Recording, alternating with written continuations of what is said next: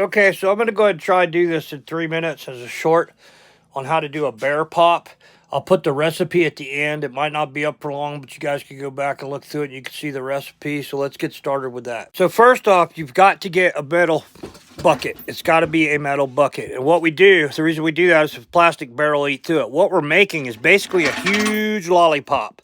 So at the end of this, there'll be a recipe on how to make them. It usually takes 2 of those recipes to fill up a bucket like this. As you can see, I think this is a 5-gallon or 3-gallon bucket. But you got to get a good strong metal one. They're kind of hard to find, but this isn't the one I used to use. The one I used to use finally gave in from rust. So what we're going to do is we're going to make our bear pop mix, and I do it on a outdoor cooker if you can. You can do it on the stove in the house, but you're basically making hard candy, so if it makes a mess, it makes a mess.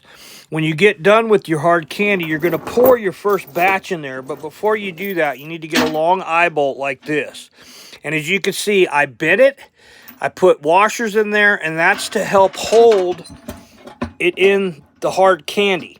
Because when you're going to put this in there and hold your hard candy, you're going to pour your hard candy in there, and then as it cools, and it cools and hardens pretty quick, it's going to hold this up. And as you can see, that comes almost to the top of the barrel or the bucket.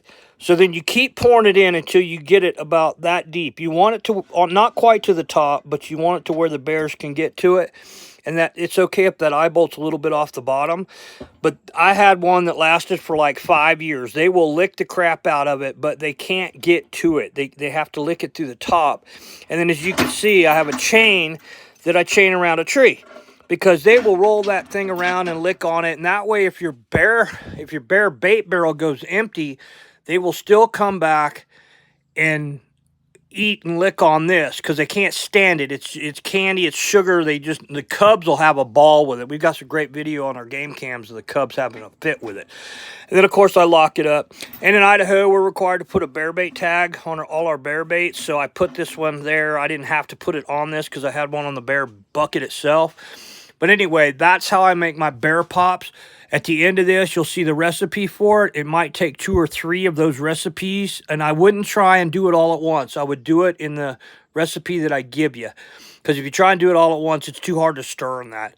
So anyway, I'll post the recipe at the end of this, and if you all have any questions, comments, suggestions, or ideas, just get back with me.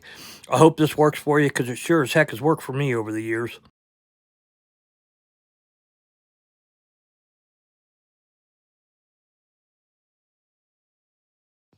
And now we're going to do the scent drip ball. So come back and join me.